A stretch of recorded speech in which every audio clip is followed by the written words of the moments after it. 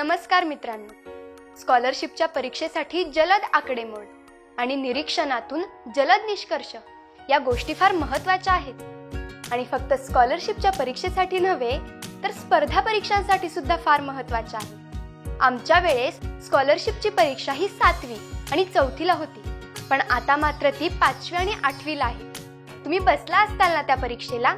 झाली का मग तयारी? अजून नाही?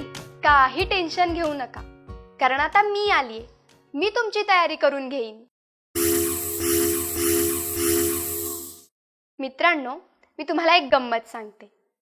a चा वर्ग वजा b चा वर्ग बरोबर a अधिक b गुणिले a वजा b।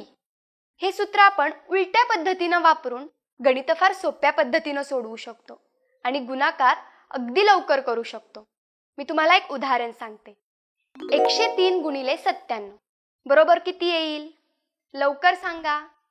तुम्हाला असं लवकर सांगता येणार नाही, म्हणूनच एक गंमत मी तुम्हाला सांगते। या दोन संख्यांच्या अगदी मधली संख्या शोधायची। किती येईल? 103 आणि 97 च्या मधली संख्या 100।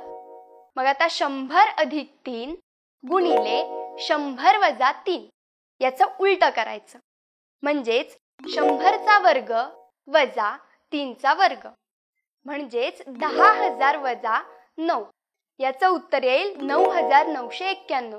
बरोबर की नाही? मित्रांनो, मी तुम्हाला अजून एक गंमत सांगते। a वजा b चा वर्ग बरोबर a चा वर्ग वजा 2 गुणिले a गुणिले b अधिक b चा वर्ग। हे सूत्र सुद्धा आपण उलट करून वापरू शकतो। त्याचे एक उदाहरण, 6.2 चा वर्ग वजा 2 गुणिले 6.2 गुणिले 1.2 अधिक 1.2 चा वर्ग। याचा आपण उलट करूयात। आता काय येईल?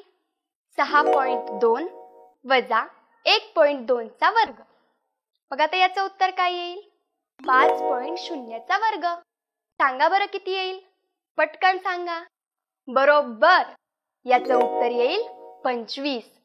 अशा विविध सूत्रांचा वापर करून आपण गणित अगदी चुटकीसरशी सोडवू शकतो। तुम्हाला जर अशा प्रकारची व्हिडिओ पाहायची असेल किंवा डॉक्टर प्रदीप आगाशी यांनी स्कॉलरशिपवर लिहिलेली आणि अनमोल प्रकाशनाने प्रकाशित केलेली पुस्तकं वाचायची असतील तर शेजारी दिलेल्या वेबसाईटला तुम्ही भेट देऊ शकता किंवा खाली दिलेल्या नंबरवर कॉल सुद्धा करू शकता। चला तर मग अभ्यास करूयात आणि स्कॉलरशिप मिळवूयात।